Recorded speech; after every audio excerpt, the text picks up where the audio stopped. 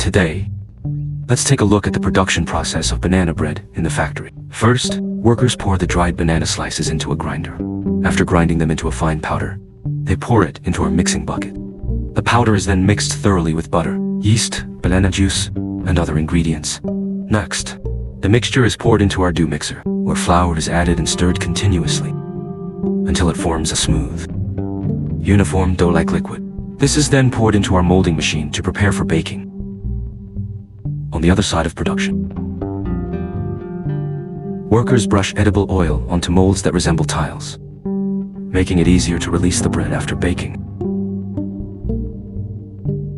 The oiled molds are placed on the conveyor belt, and the machine automatically squeezes the prepared banana batter into the molds. Once the molds are filled, they are sent into our tunnel oven under high temperatures. The banana bread comes out of the oven at the other end, golden and fragrant. The bread is then coated with a sugar glaze using a rolling machine, ready to be packaged and shipped.